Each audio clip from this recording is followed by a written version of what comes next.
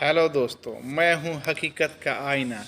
आइए एक कहानी लेकर आया हूं, एक भावुक कहानी।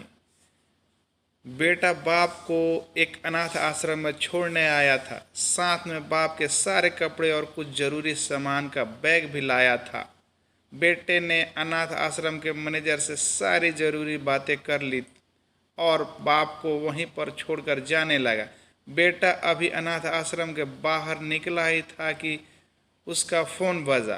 फोन उसकी पत्नी का था, जो दूसरी तरफ से पति को कह रही थी, वापस आने से पहले ससुर जी से कह देना कि किसी छुट्टी या त्यौहार पर हमसे मिलने नहीं आएंगे तो भी चलेगा। आप वहीं पर खुशी से रहिए और हमें भी यहाँ सुख से जीने दीजिए। फोन रखकर बेटा वापस अनाथ आश्रम में जाता है। बेटे की नज़र अपने बूढ़े पिता पर पड़ती है, जो अनाथ आश्रम के मैनेजर से हंस हंस कर बातें कर रहे थे और काफ़ी खुश भी लग रहे थे। बेटा सोच में पड़ जाता है कि उसका पिता अनाथ आश्रम के मैनेजर को कैसे जानते हैं। थोड़ी देर इंतजार करने के बाद जब उसका पिता मैनेजर से दूर जाता है, तब बेटा मैनेजर के पास पहुंच जाता है और उससे पूछता है कि आप मेरे पिताजी को कैसे और कब से जानते हैं। मैनेजर बेटे को बताता है, मैं तुम्हारे पिता को कई सालों पहले तब से जानता हूँ जब वो अनाथ आश्रम में एक अनाथ बच्चे को गोद लेने आए थे।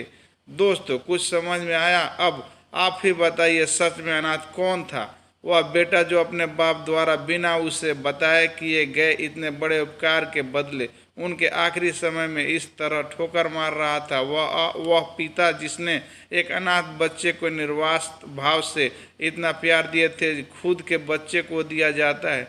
दोस्तों, आपने माता पिता की कदर करना सीखो, क्योंकि आप नहीं जानते होंगे कि उन्होंने आपसे क्या क्या छुपा रखा है, कितने बलिदान, कितने त्याग उन्होंने आपके लिए किया है, शायद आप भी नहीं जानते होंगे।